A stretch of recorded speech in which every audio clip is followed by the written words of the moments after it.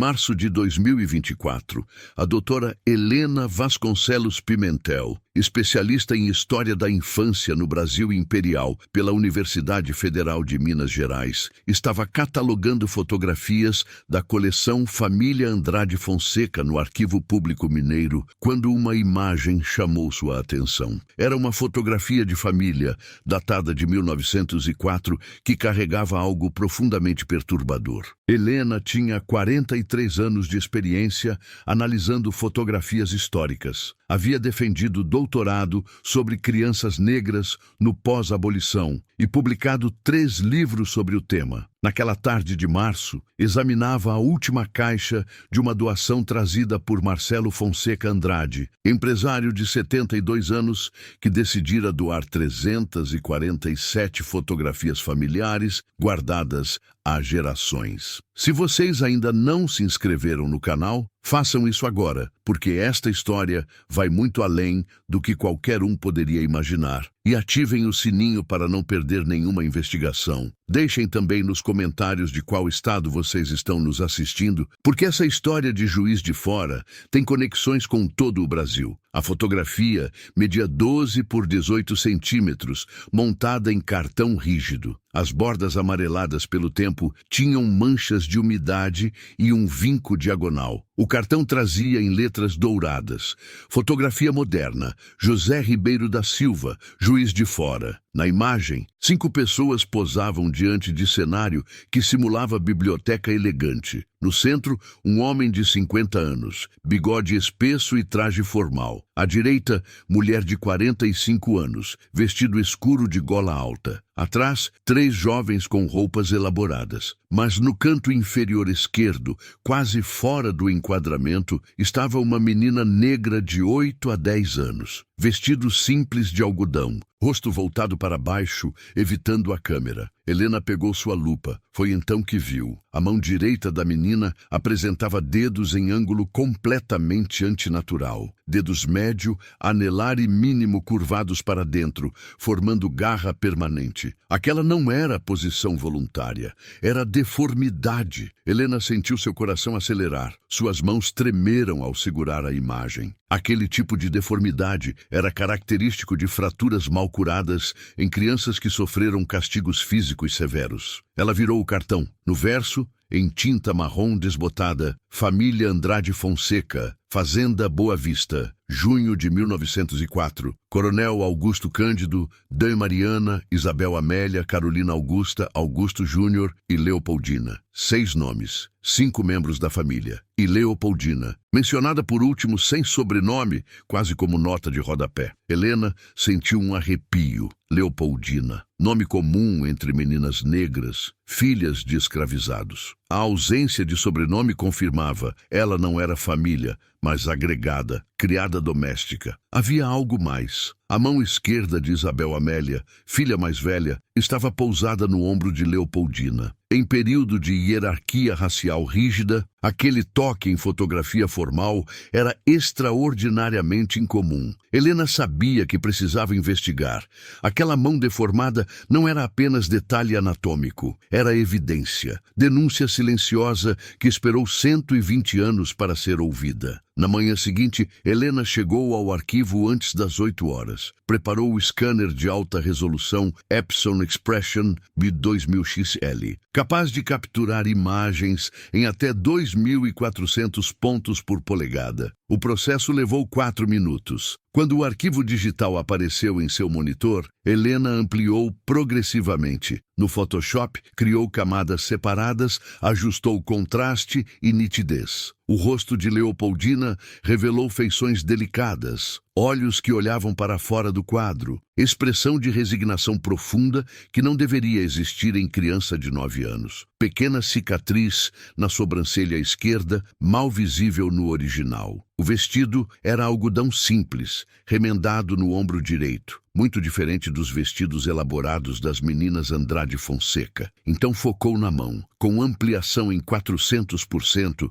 os detalhes eram devastadores. 3 dedos curvados, não apenas dobrados, mas deformados, articulações com inchaços óbvios, dedo médio desalinhado, anelar em ângulo impossível, mindinho permanentemente curvado. Helena conhecia aquele padrão. Eram lesões de castigos com palmatórias metálicas, aplicados com força brutal. Beatriz sabia que precisava de ajuda para investigar adequadamente aquela descoberta. Ligou para Dr. Roberto Almeida Santos, médico legista aposentado, especialista em medicina forense histórica pela USP. 68 anos, dedicara os últimos 15 a estudar evidências de violência em registros históricos. Roberto disse que estaria em Belo Horizonte em 2 dias. Helena também ligou para Mariana Cavalcante Rocha, genealogista especializada em história familiar brasileira. 42 anos, trabalhara em mais de 200 casos de reconstrução genealógica, especialmente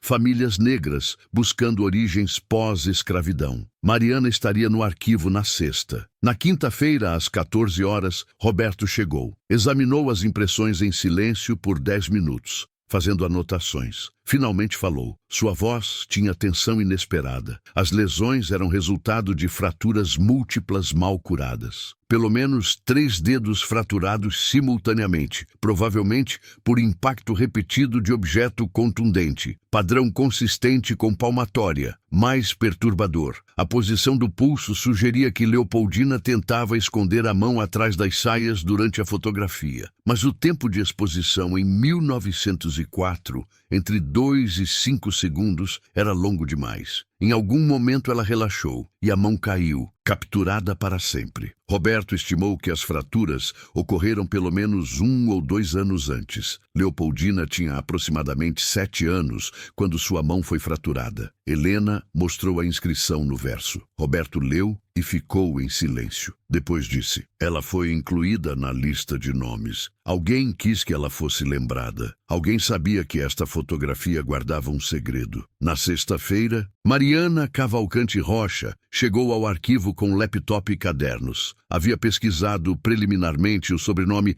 Andrade Fonseca. A família era bem documentada. Coronel Augusto Cândido nascera em 1852, filho de grande proprietário. Oficial da Guarda Nacional, casara-se em 1876 com Mariana Eugênia Fonseca. Fazenda Boa Vista tinha 230 alqueires, produzia café e cana. Em 1888, tinha 147 pessoas escravizadas. Após a abolição, maioria permaneceu sob sistema de agregação. Compartilhem este vídeo com alguém que gosta de mistérios históricos, porque o que aconteceu naquela fazenda foi muito além do que o Coronel Augusto planejou. Roberto contextualizou. Em 1904, o Brasil vivia escravidão disfarçada. Lei Áurea libertara juridicamente 750 mil pessoas, mas sem proteção social, educação ou terras. 68% das pessoas negras libertas em Minas permaneceram nas mesmas fazendas, segundo o censo de 1900. Juridicamente livres, economicamente escravizadas. Crianças nascidas após 1888 eram particularmente vulneráveis. Oficialmente livres, eram agregadas sob pretexto de criação, trabalhando como serviçais desde 5 anos,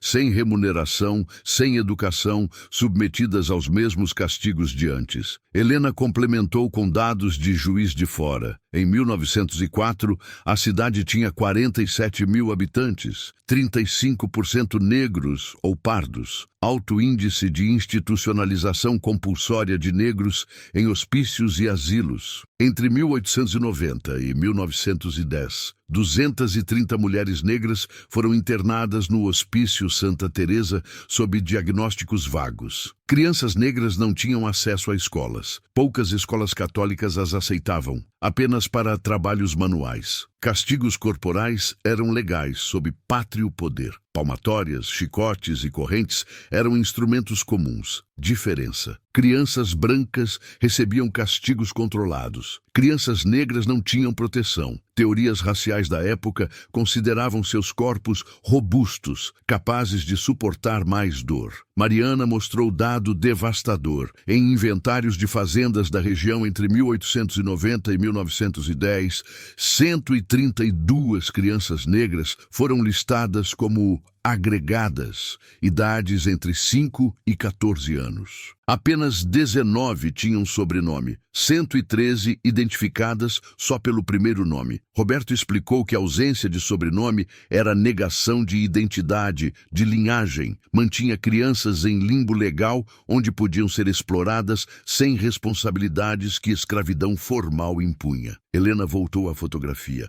Por que incluir Leopoldina? Fotografias eram caras. Sessão em estúdio custava equivalente a 15 dias de salário. Cada pessoa era cuidadosamente escolhida. A presença de Leopoldina, mesmo no canto, era deliberada. Alguém decidira que ela deveria estar ali, documentando sua existência. Mariana montou estratégia de pesquisa, registros civis, paroquiais, inventários, processos judiciais, hospitais, jornais, cemitérios. Roberto buscaria registros médicos. Helena examinaria o restante da coleção. Reunião marcada para uma semana depois. Todos sentiam que aquela investigação era mais que trabalho acadêmico. Era tentativa de dar voz à criança silenciada por 120 anos. Roberto passou 3 dias nos arquivos da Santa Casa de Misericórdia de Juiz de Fora, examinando livros de registro médico de 1902 e 1903. Na tarde do segundo dia, em 12 de agosto de 1902,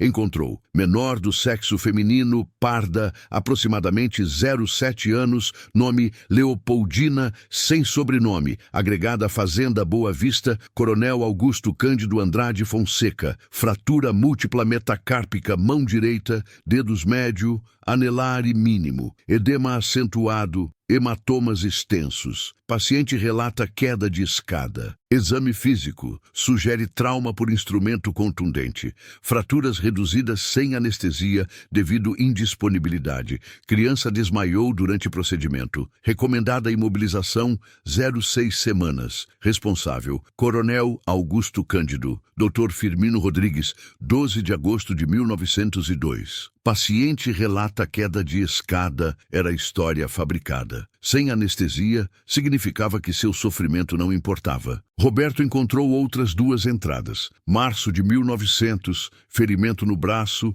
Dezembro de 1903, contusão facial. Padrão devastador de abuso sistemático. Mariana estava em Juiz de Fora, percorrendo arquivos. No livro de batismos da paróquia Santo Antônio, encontrou: aos 25 dias de abril de 1895, batizei Leopoldina, nascida em 30 de março de 1895, filha de Maria Benedita da Conceição, parda, solteira, agregada Fazenda Boa Vista, pai não declarado. Padrinhos: Augusto Cândido Andrade Fonseca e Mariana Eugênia Fonseca. Padre Manuel dos Santos Oliveira. Coronel e esposa eram padrinhos. Relação de compadre o criava responsabilidade moral, mas na prática era controle disfarçado de benevolência. Nos arquivos do Fórum, Mariana encontrou processo de maio de 1906. Liga Brasileira de Proteção à Infância contra Coronel Augusto, acusando manutenção de menores em condições análogas à escravidão e castigos corporais excessivos. Deixem sua opinião nos comentários. Vocês acham que Isabel deveria ter denunciado antes, mesmo sabendo que seria expulsa da família? Quero saber o que vocês pensam. Processo arquivado em agosto de 1906 por falta de provas. Mas petição inicial mencionava Leopoldina explicitamente,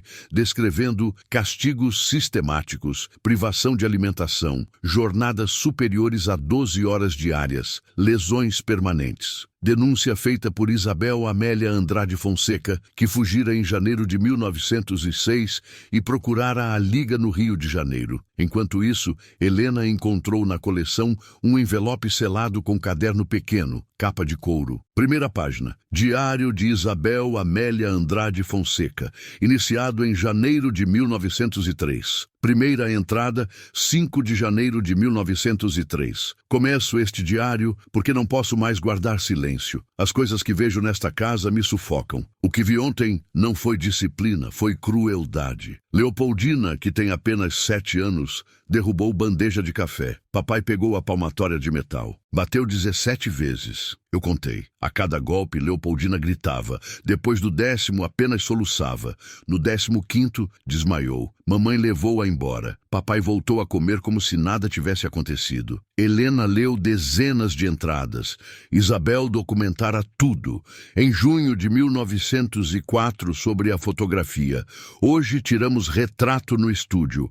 Papai decidiu que Leopoldina deveria estar. Leopoldina tentou esconder a mão atrás das saias de mamãe. Papai disse em voz alta: "Deixa a mão aparecer, menina. É para lembrar." Toquei o ombro de Leopoldina. Quis que ela soubesse que alguém se importava. Ela olhou para mim e vi resignação, como se soubesse que ninguém viria salvá-la. A fotografia não era apenas retrato familiar, era declaração de poder. A mão deformada era mensagem. Isto é o que acontece com quem me desobedece. E Isabel, tocando o ombro, fazia sua declaração. Eu vejo, eu testemunho, e um dia contarei. Quando Roberto, Mariana e Helena se reuniram novamente no Arquivo Público Mineiro, exatamente 7 dias após sua primeira reunião, cada um trazia descobertas que se encaixavam como peças de um quebra-cabeça devastador. Helena começou lendo trechos do diário de Isabel, sua voz falhando em vários momentos, enquanto as palavras da adolescente ecoavam através do tempo. A entrada de 12 de agosto de 1902, o mesmo dia do registro médico que Roberto encontrara, era particularmente angustiante. Foi terrível. Leopoldina derrubou a bandeja de porcelana francesa no jantar de ontem. Éramos 7 à mesa, incluindo o juiz de direito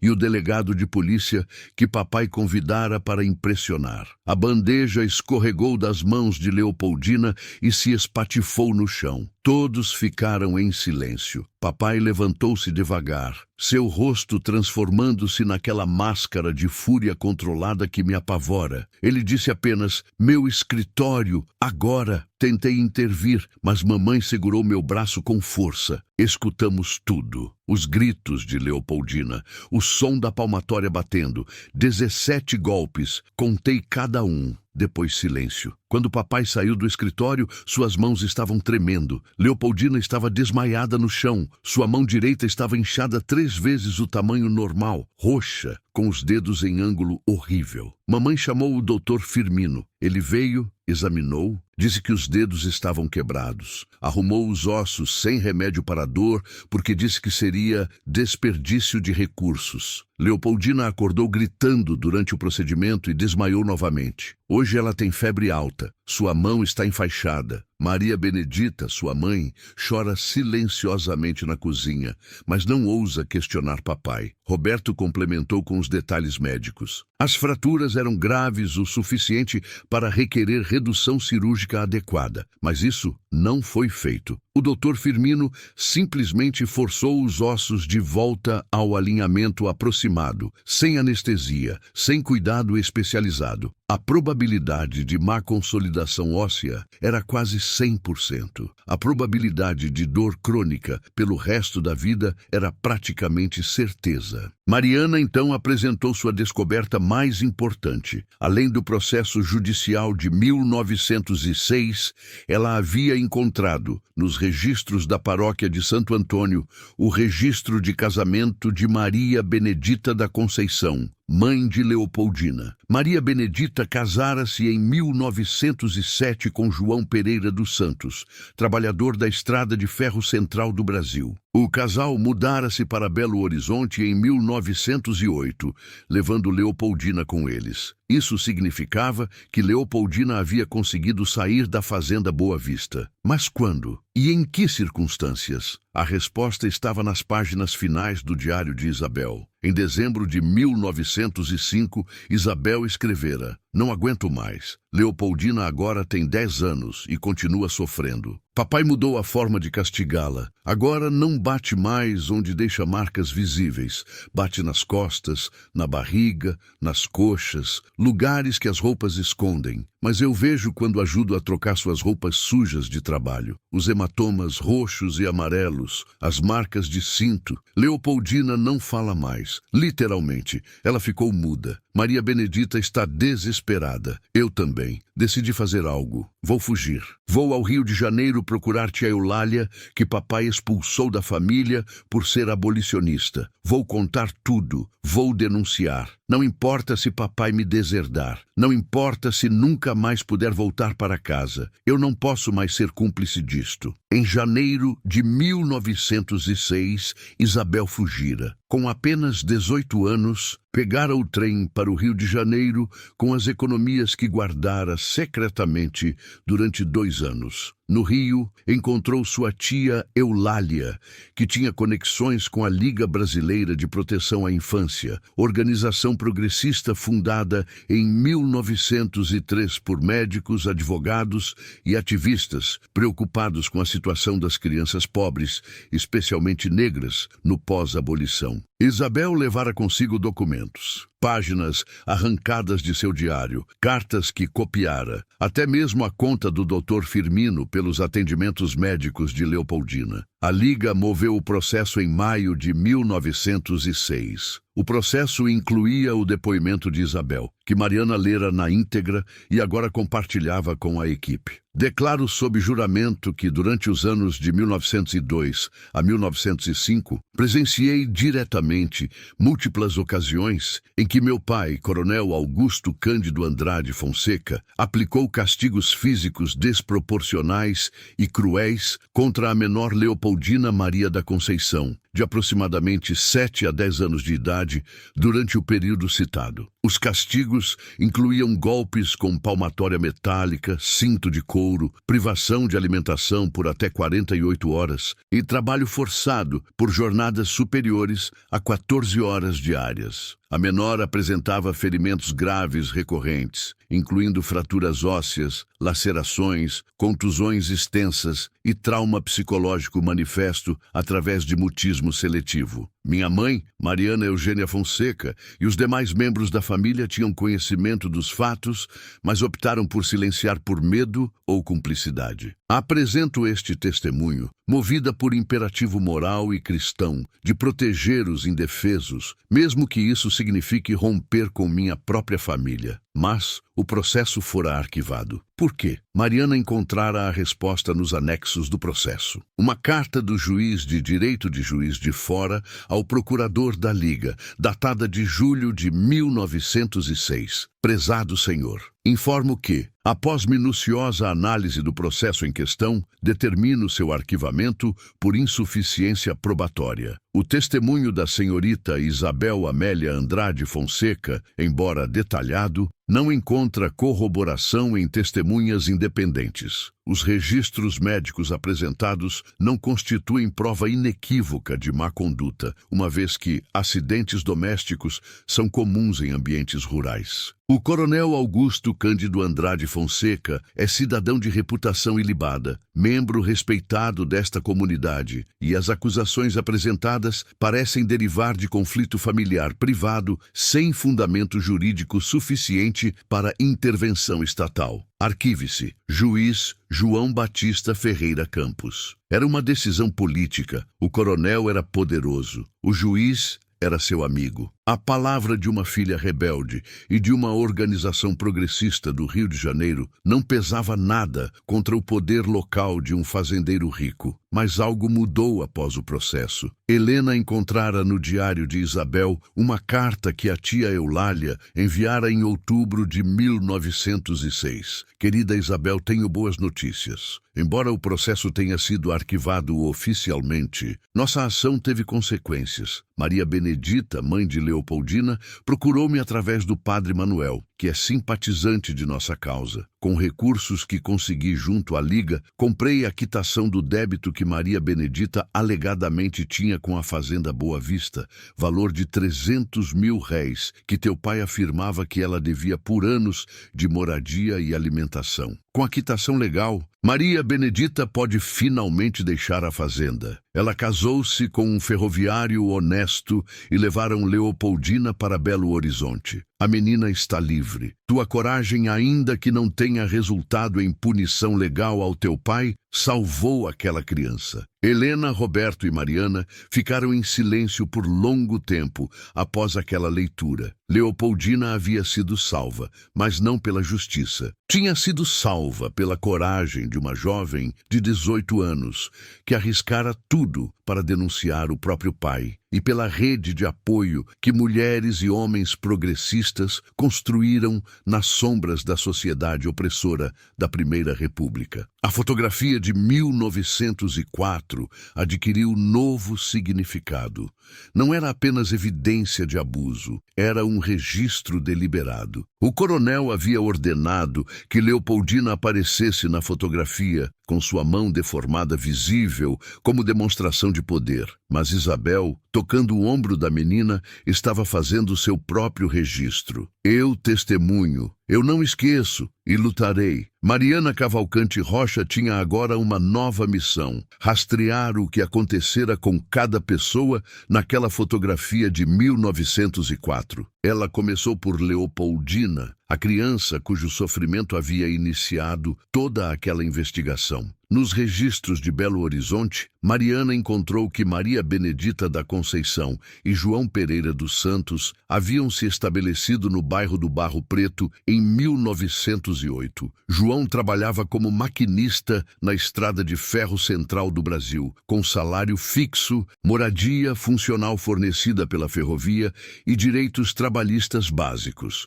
Era uma mudança radical da situação de agregação na fazenda. Leopoldina, agora com 13 anos, foi matriculada na Escola Paroquial Santa Efigênia, uma das poucas instituições em Belo Horizonte que aceitavam meninas negras. Nos registros escolares de 1909 a 1911, Mariana encontrou as notas de Leopoldina. Excelente em caligrafia, boas notas em aritmética básica, participação em coral da igreja. A professora responsável, irmã Adelaide, fizera anotações no registro de Leopoldina. Menina inteligente e dedicada, mas excessivamente silenciosa. Apresenta dificuldade em relacionar-se com outras crianças. Mão direita com deformidade visível, o que a torna alvo de comentários cruéis. Recomendo acompanhamento especial. Aquela observação partiu o coração de Mariana. Leopoldina havia escapado da fazenda,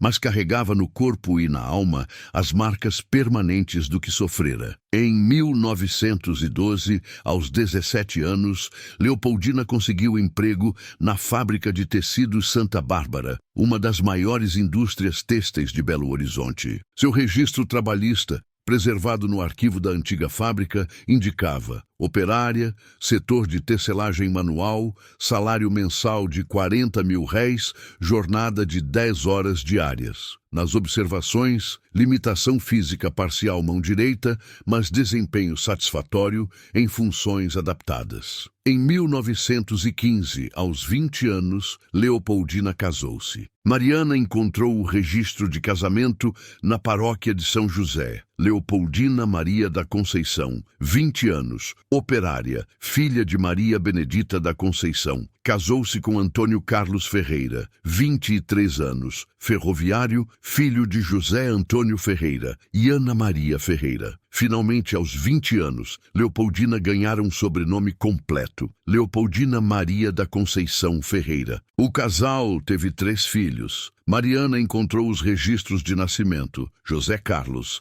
nascido em 1916, Maria Aparecida, nascida em 1918, e João Benedito, nascido em 1921. Mas a vida de Leopoldina continuou marcada por dificuldades. Nos registros hospitalares da Santa Casa de Belo Horizonte, Mariana encontrou múltiplos atendimentos entre 1920 e 1935, artrite severa na mão direita, dores crônicas, mobilidade reduzida progressiva. Em 1932, aos 37 anos, Leopoldina foi forçada a deixar o trabalho na fábrica devido à incapacidade física causada pela artrite. Leopoldina Maria da Conceição Ferreira faleceu em 23 de novembro de 1943, aos 48 anos. A causa registrada no atestado de óbito foi insuficiência cardíaca. Ela foi enterrada no cemitério do Bonfim, na seção destinada a famílias de trabalhadores ferroviários. Seu marido, Antônio Carlos, e seus 3 filhos, agora adultos, estavam presentes no enterro. Mariana sentiu uma tristeza profunda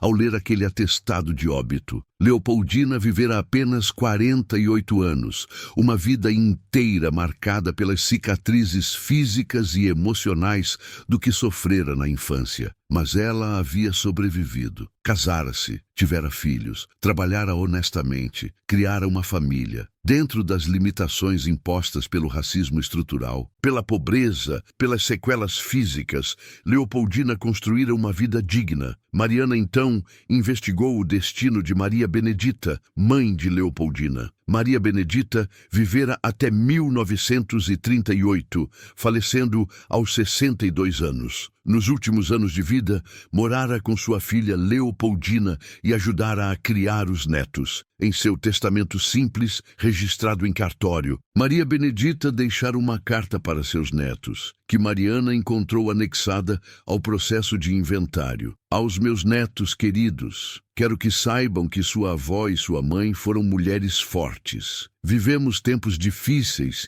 que vocês, graças a Deus, não conhecerão. Sua mãe sofreu muito quando criança, mas nunca perdeu a bondade. Cuidem dela, honrem sua força e nunca se esqueçam. Somos descendentes de pessoas que sobreviveram ao que não deveria ser sobrevivível. Isso é nossa herança, força e sobrevivência. Maria Benedita da Conceição Santos, 12 de maio de 1938. Mariana passou então a investigar o destino da família Andrade Fonseca. O coronel Augusto Cândido Andrade Fonseca morreu em 1916, aos 64 anos, de apoplexia cerebral, provavelmente um AVC. Seu enterro foi suntuoso, com comparecimento de autoridades políticas de Juiz de Fora e até representante do governo estadual. Os jornais da época publicaram obituários elogiosos, descrevendo-o como próspero fazendeiro, homem de bem, cidadão prestante. Não havia uma única palavra sobre Isabel ou sobre qualquer denúncia. Dona Mariana Eugênia Fonseca viveu até 1928, falecendo aos 72 anos. Passou os últimos anos de vida reclusa na fazenda, raramente vista em público. Isabel Amélia Andrade Fonseca nunca voltou para Juiz de Fora. Após a denúncia de 1906, ela foi completamente deserdada pelo pai. Mariana encontrou registros dela no Rio de Janeiro, onde trabalhou como professora particular e, posteriormente, como escritora colaboradora de jornais progressistas. Em 1910, Isabel casou-se com Henrique de Souza Monteiro, advogado ligado a movimentos de defesa dos direitos dos trabalhadores. Isabel teve 2 filhos e viveu no bairro de Santa Teresa, Rio de Janeiro, dedicando-se a causas sociais pelo resto da vida. Ela morreu em 1951, aos 63 anos. Em seu testamento deixou instruções específicas, que meu diário pessoal e todos os documentos relacionados ao caso Leopoldina sejam preservados e doados, após a morte do último membro vivo da geração de meus pais, a uma instituição de pesquisa histórica que possa fazer uso adequado dessas informações para que a verdade seja conhecida. Foi por isso que o diário de Isabel acabou nas mãos da família Fonseca Andrade e, eventualmente, foi doado ao Arquivo Público Mineiro em 2024. A última vontade de Isabel estava sendo cumprida 120 anos depois. Os 3 filhos de Leopoldina cresceram em Belo Horizonte. José Carlos tornou-se mecânico ferroviário. Maria Aparecida trabalhou como costureira. João Benedito estudou em escola noturna e tornou-se escriturário de cartório. Todos casaram, tiveram filhos, construíram vidas modestas, mas dignas. Mariana agora enfrentava o desafio mais emocionante e delicado: localizar descendentes vivos de Leopoldina. Se ela tivera 3 filhos nascidos entre 1916 e 1921, era muito provável que houvesse netos, bisnetos, talvez até tataranetos vivos em 2024. Ela começou pela metodologia genealógica padrão, rastrear os filhos de Leopoldina através de seus registros de casamento, depois rastrear seus respectivos filhos e assim sucessivamente. Era um trabalho meticuloso que envolveu consulta a dezenas de cartórios, registros de escolas, fichas de hospitais, listas telefônicas antigas e, finalmente, redes sociais e bancos de dados online. Após 3 semanas de trabalho intenso, Mariana localizou 17 pessoas que eram descendentes diretos comprovados de Leopoldina Maria da Conceição Ferreira. Estavam espalhados por Belo Horizonte, Juiz de Fora, São Paulo e Brasília. Netos, bisnetos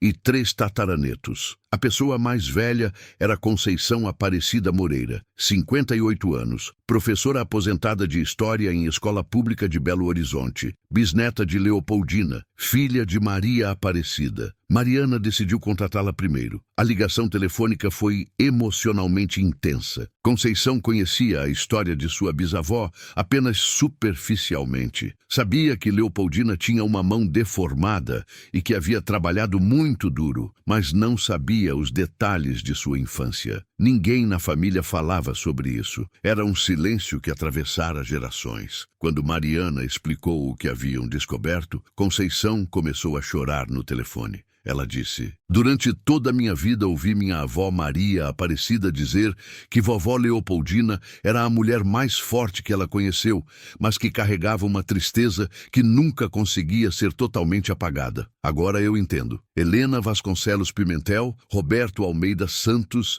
e Mariana Cavalcante Rocha sabiam que tinham em mãos uma história extraordinária. Mas sabiam também que essa história não pertencia apenas a eles. Pertencia aos descendentes de Leopoldina e, de forma mais complexa, também dizia respeito aos descendentes da família Andrade Fonseca. Mariana, com sua experiência em genealogia, também rastreara os descendentes do Coronel Augusto. Carolina Augusta, a filha mais nova que aparecia na fotografia de 1904, casara-se e tivera descendentes que permaneceram em Juiz de Fora. Após 4 gerações, Mariana localizou Paulo Henrique Fonseca Andrade, 62 anos, advogado aposentado, tataraneto do Coronel Augusto, através de Carolina. Contactar Paulo Henrique era um risco. Não sabiam como ele reagiria ao saber que seu tataravô fora um abusador brutal de crianças. Mas Mariana acreditava que a verdade histórica exigia que todas as partes fossem convidadas para o processo de reconciliação. Em setembro de 2024, Mariana ligou para Paulo Henrique. Ela explicou a situação cuidadosamente. Havia descoberto documentos que mostravam que seu tataravô, o Coronel Augusto, havia cometido atos de violência grave contra uma criança agregada em sua fazenda. Esses documentos incluíam fotografias, diários, registros médicos e processos judiciais. Houve um longo silêncio do outro lado da linha. Então, Paulo Henrique disse algo inesperado. Eu sempre soube que havia algo errado. Minha avó Carolina, nos últimos anos de vida, dizia coisas estranhas sobre o avô dela. Dizia que ele era um homem cruel, que coisas terríveis aconteciam na fazenda. Mas ninguém queria falar sobre isso. Era um tabu familiar. Eu quero saber a verdade. Helena, Roberto e Mariana organizaram uma reunião no Arquivo Público Mineiro para 27 de outubro de 2024, exatamente 120 anos após a fotografia ter sido tirada. Convidaram Conceição Aparecida Moreira e mais 6 descendentes de Leopoldina que viviam em Belo Horizonte ou proximidades. Convidaram também Paulo Henrique Fonseca Andrade e 2 de seus primos, também descendentes da família Andrade Fonseca. No dia marcado, a sala de reuniões do arquivo estava preparada. Helena montara uma apresentação completa da investigação, com projeções digitais da fotografia, ampliações dos detalhes, transcrições dos documentos mais importantes, cronologia visual dos eventos. As 2 famílias chegaram separadamente. Houve tensão inicial, olhares cautelosos, silêncios desconfortáveis. Helena começou a apresentação explicando como a fotografia fora descoberta, o que levara à investigação e as descobertas documentais que reconstruíram a história. Quando Helena projetou a ampliação da mão deformada de Leopoldina e leu trechos do diário de Isabel sobre o dia em que aquela lesão ocorrera, várias pessoas na sala começaram a chorar. Conceição segurava as mãos de sua filha e sua neta, 3 gerações de mulheres, descendentes de Leopoldina, todas emocionadas, ao finalmente entender a origem daquela dor que atravessara famílias. Roberto apresentou a análise médica forense, explicando clinicamente, mas com sensibilidade, a natureza das lesões e suas consequências para a vida de Leopoldina. Mariana apresentou a árvore genealógica completa, mostrando como Leopoldina, apesar de tudo, criara uma família e como aquela família havia crescido e prosperado nas gerações seguintes. Quando a apresentação terminou, Paulo Henrique Fonseca Andrade pediu para falar. Sua voz estava embargada. Ele disse: "Em nome da família Fonseca Andrade, em nome de meu tataravô Augusto Cândido, mesmo que ele não possa mais responder por seus atos, eu peço perdão. Perdão a Leopoldina, onde quer que sua alma esteja. Perdão a Maria Benedita. Perdão a todos os descendentes que carregaram o peso dessa violência sem nem mesmo saber sua origem completa. Meu tataravô cometeu crimes hediondos contra uma criança indefesa. Ele usou seu poder para silenciar a verdade. Ele viveu sem enfrentar consequências. Isso é uma vergonha que minha família carrega. Não posso desfazer o passado, mas posso reconhecer a verdade e pedir perdão." Conceição Aparecida. Moreira levantou-se. Ela caminhou até onde Paulo Henrique estava e estendeu a mão. Eles se cumprimentaram e então ela o abraçou. Foi um momento de silêncio profundo na sala, interrompido apenas pelos soluços de várias pessoas. Conceição disse: "Aceito seu pedido de perdão, não em meu nome apenas, mas em nome de minha bisavó Leopoldina, que nunca teve a oportunidade de confrontar seu opressor, que carregou sua dor em silêncio, mas que criou filhos, amou, trabalhou e sobreviveu. Ela venceu ao sobreviver, e nós, sua descendência, somos prova de sua vitória." Após aquele encontro, Helena, Roberto e Mariana trabalharam intensamente para dar publicidade adequada àquela história. Em novembro de 2024, Helena apresentou a pesquisa no Simpósio Nacional de História da Associação Nacional de História, realizado na Universidade de Brasília. A apresentação, intitulada Leopoldina, Violência, Silenciamento e Resistência no Pós-Abolição Brasileiro, teve repercussão imediata. A história foi coberta por jornais de Minas Gerais, depois por portais nacionais de notícias. Perfis nas redes sociais dedicados à história brasileira compartilharam a fotografia e resumos da investigação. A imagem da mão deformada de Leopoldina tornou-se viral, não por sensacionalismo, mas por sua força como testemunho histórico. Em abril de 2025, o Museu Histórico Abílio Barreto, em Belo Horizonte, inaugurou a exposição Mãos que Contam, Fotografias e Violências Ocultas do Pós-Abolição, com curadoria de Helena Vasconcelos Pimentel. A exposição incluía a fotografia original de 1904, ampliações digitais interativas, trechos do Diário de Isabel, documentos médicos e judiciais, objetos do período e uma instalação artística representando as 113 crianças negras sem sobrenome que Mariana encontrara nos registros da região. A exposição teve 23 mil visitantes nos primeiros 3 meses. Escolas de Belo Horizonte e região começaram a incluir visitas guiadas como parte do currículo de história. Professores usavam a história de Leopoldina para ensinar sobre racismo estrutural, continuidade da exploração pós-abolição e a importância de questionar narrativas oficiais. Helena escreveu um livro acadêmico, Leopoldina, Infância Negra e Violência Silenciada na Primeira República, com lançamento previsto para 2026 pela Companhia das Letras. O livro usava o caso de Leopoldina como estudo central, mas expandia para analisar o fenômeno mais amplo da exploração de crianças negras no período pós-abolição em todo o Brasil. Em setembro de 2025, a Câmara Municipal de Juiz de Fora, pressionada por movimentos sociais e organizações de defesa dos direitos das crianças, aprovou a Lei Leopoldina. A lei instituía um programa municipal de reparação histórica destinado a identificar e apoiar descendentes de trabalhadores explorados no sistema de agregação pós-abolição, com bolsas de estudo, apoio psicológico e projetos de memória familiar. Paulo Henrique Fonseca Andrade, movido pela experiência de confrontar a verdade sobre sua família, doou R$300 mil de seu patrimônio pessoal para criar o Fundo Leopoldina de Apoio a Crianças Negras, administrado por Conceição Aparecida Moreira